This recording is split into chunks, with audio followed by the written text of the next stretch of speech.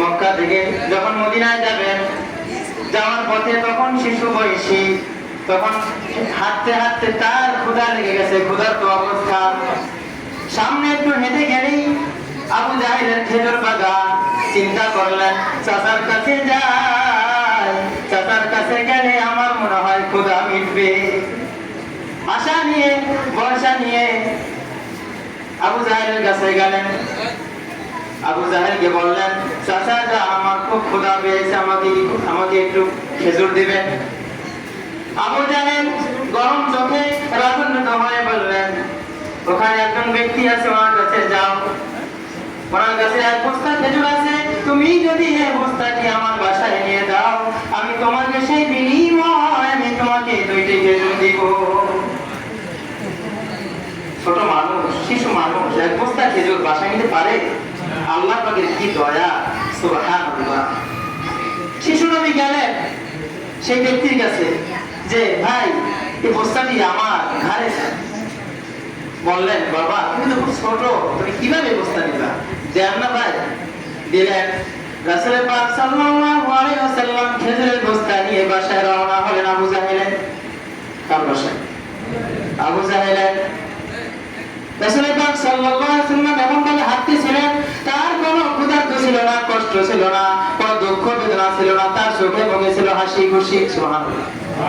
বস্তা নিয়ে বাসার সামনে যখন দাঁড়ালেন, তখন আবু জাহেলকে বললেন, আবু জাহেল চাচা যা, আপনি আমাকে 2টি খেজুর দেন।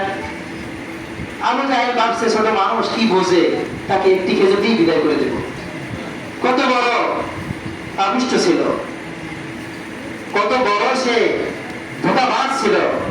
যখনই রাসূল পাক সাল্লাল্লাহু আলাইহি ওয়াসাল্লাম মুজরা দেখাতেন, যখনই যা দেখাতেন সবকিছুই বলতো যে ওটা হলো রাসূলের জাদু করেছে, ওরা তুমি জাদু করেছো, জাদু করে সবকিছু করেছো। সে ভাবতো সবসময় জাদু করতেন, কিন্তু আল্লাহর যে রহমত, আল্লাহর যে বরকত, সেটা সে চিন্তাই করতো না, তখন ভাবতো না, তার মধ্যে কোনো দয়া মায়াই ছিল না। যাই হোক, আবু জাহেলের কাছে ছোট্ট শিশু রাসূল পাক সাল্লাল্লাহু আলাইহি ওয়াসাল্লাম যখন বললেন, চাচা আমি এত কষ্ট করে 1টি বস্তা আপনার বাসার সামনে এনে দিলাম, আপনি আমাকে তার বিনিময়ে 2টি খেজুর দেন। 2টি খেজুর না দিয়ে 1টি খেজুর দিলেন।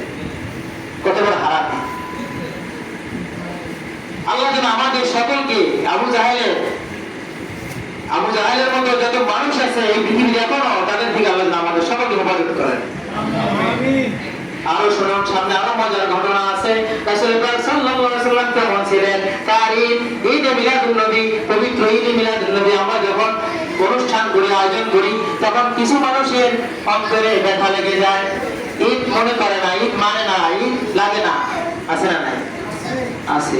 আমার সন্তান, আমার আহাল পরিজনের জন্য আমি ছাগল জবাই করি, গরু জবাই করি, দুম্বা জবাই করি, কত বিশাল ধরনের অনুষ্ঠান করি, তাদের সমস্যা হয় না। আমার রাসূলের শানে, রাসূলের মানে আমরা যখন অনুষ্ঠান করতে যাই, তখন আমাদের কষ্ট লাগে, ঠিক কিনা? এই কষ্ট লাগানো যাবে না। রাসূলের জন্য যেটা করবো একমাত্র ভালোবাসার জন্য করবো, ঠিক কিনা? ওসিলা লাগবে, সুপারিশ লাগবে।